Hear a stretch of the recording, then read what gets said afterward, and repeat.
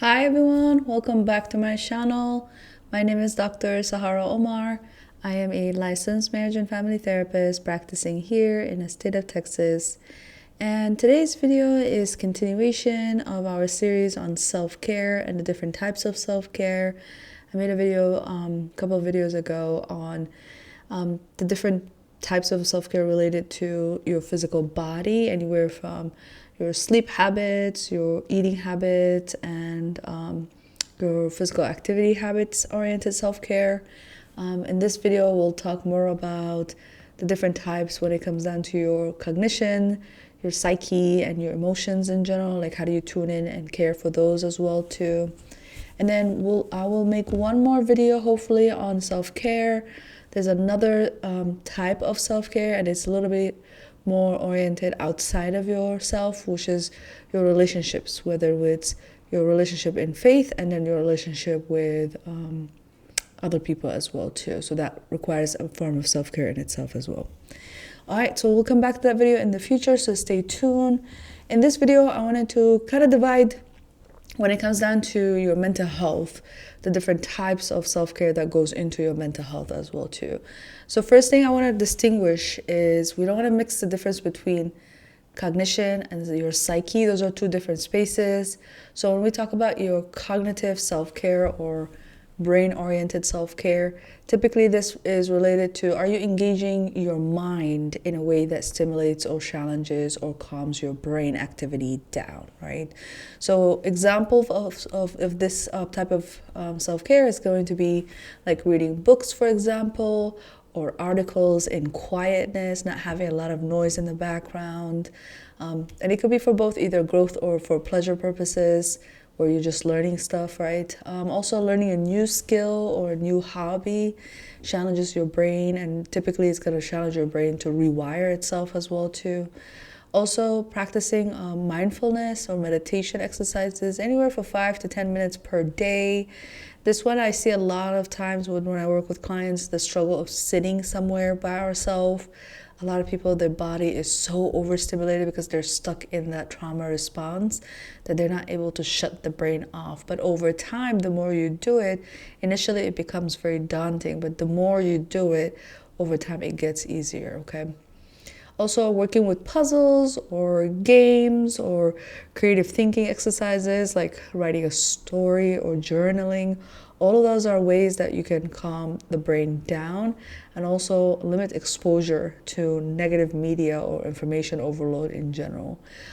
Because a lot of times because of technology and how readily available technology is, a lot of my clients, their biggest struggle is dissociation or dissociating from reality by just watching too much TV, or doom scrolling is another one that I see consistently in the work that I do with clients, where they're wasting a lot of time in doom scrolling. But if you just go back to the basic human skills outside of technology, like building puzzles and meditating and learning a new hobbies, all of those are ways that you can challenge your brain to stay stimulated. Now, the cool part about cognitive oriented self-care is it helps a lot with, as we're aging, specifically dementia issues and Alzheimer issues. In the literature, we see it's literally connected to not stimulating the brain in a healthy way. People stimulate their brain in dysfunctional ways, but we want to learn how to stimulate it in a healthy way, okay? And then also the different type of self-care to consider also is your psyche. We call this psychological based self-care. So this one, it's all about wanting to understand your thoughts, like how you're thinking, patterns that you are engaging with life experiences in general that foster growth, right? So with, and like I said, you don't want to mix the two together. With your psyche is literally how your spirit and your soul, if you want to call it that way, how is it recognizing itself within your experiences that you're having with life, right? So cognitive self-care is like literally how your brain is wired. Your psyche is how you are showing up as an individual within yourself and other people as well. So things to consider, for example, with self-care here is going to therapy or counseling in general, so that way you can dig deeper a little bit more. I do want to also remind all of my listeners, therapy is not a forever experience. I know sometimes it feels like a forever experience, but it's not. Me personally, I don't see my clients more than a 2-year average based. So the reason being is at some point we have to learn how to fly on our own, and at some point we have to learn how to think and recognize our own patterns and challenge ourselves without somebody always holding our hand. So that's the other piece to consider. Most people that I work with, I see them anywhere from 6 months to a year. Most of them will fall under that year mark. Few people will push all the way to the 2-year, but those are specific cases where people have been through a lot in life. So definitely considering to go to therapy for a short period of time, just so you can understand your thoughts and patterns. Also spending some time reflecting on your past experiences and trying to understand any triggers that show up still in your modern present time as well. Now, when we are self-reflecting, I personally recommend not reflecting every single day. Every single day it becomes very daunting and overwhelming for your psyche, but set a specific time in your schedule and calendar and say, today is self-reflection day, or this hour is self-reflection hour. And it could be like Friday from 3 to 4, where you are just looking at your own week and you experience for that week and any triggers that come up for you as well too. And also recognizing where that's coming from, right? That's where therapy is good at, is linking it back to your childhood and who triggered you in this way from the past as well. Also, identifying and challenging any limited core beliefs. I made a video on core beliefs that I highly encourage you guys to watch. All of us, we carry these deep-rooted, seated core beliefs of like, I'm not good enough, for example, or I'm not loved, I'm not wanted, right? So those core beliefs only come to the surface when you're having conversations with somebody outside of yourself or experiences outside of yourself. And typically you want to understand where that comes from so that way you can overcome it as well too. So that would be another thing to kind of explore within therapy. And then the last self-care there is setting long-term personal or professional goals for yourself. So in general, the brain loves goals and structure in general, right? So if you give yourself, okay, where do I see myself in 5 years? Where do I see myself even within a year, right? So sometimes people's brain cannot go over to that 5-year right away. So be kind to yourself and maybe start within a year. Next year, this time, where do you want to be? What would be some attainable short-term goals that you can set for yourself that way you can achieve that goal at the end of that year as well too. So all of those, like that self-reflecting, identifying core beliefs, going to therapy, recognizing any triggers and why you think the way you think, all of that is psychologically based self-care. And then the last one to consider when it comes down to this type of self-care is emotionally oriented self-care activities. This one, with emotional self-care, these are activities that will help you process in general, like make sense of things, and express and regulate your own personal emotions, right? So when we have emotions, whether it's sadness, anger, happiness, right? And those are just your basic, right? Like if you expand on it, I made a video on the emotion wheel early on in the channel, so take advantage of that as well too. You want to do things that help you release some of those emotions and not just suppress it.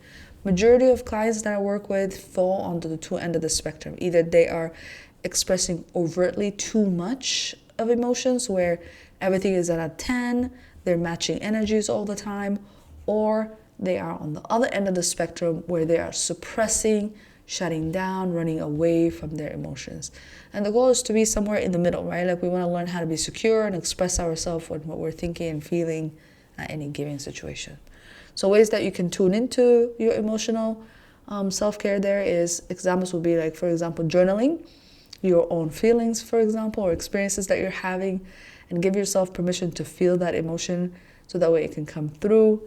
Allow yourself to also cry or release emotions safely with people that you trust or within yourself as well too. Sometimes people criticize themselves or they carry some negative emotions around, like, or negative thoughts around crying is bad or crying is weakness. No, crying is literally releasing. It's a way that you're cleansing your soul from any negative experiences that you went through for that week. Also, talking and trusting friends or therapists, like I mentioned before. Sometimes the brain is so fascinating. Either we can process, few people can process by themselves. Majority of people prefer processing with somebody else. They just want that human connection where they're able to express how they're feeling and feel that sadness and cry and get that hug and that reassurance from somebody else that tell them you got this or you're going to be okay. So either ways, right? Like I don't want to criticize, but I want you guys to decide, like, however you choose, just make sure that you are able to talk through it within yourself or some other people that you trust as well too. Also practicing self-compassion and affirmations, right? So you want to extend grace towards yourself and recognize you're doing the best that you can based on the information that was presented to you and the information that you know. And also affirm yourself, right? Speak gentle towards yourself. Say things like, I'm proud of me, I got this, I believe in myself, I'm going to be okay. The hardest part about recovering from any kind of previous pain and trauma and suffering is literally, it takes away that compassion and that love. It strips away that affirmation from us, and we want to learn how to pour that back into ourselves and remind ourselves we are okay. And then the last thing to also practice is reflecting on your boundaries in relationships. That's why I wanted to talk more about the type of self-care that is externally oriented next time a little bit more.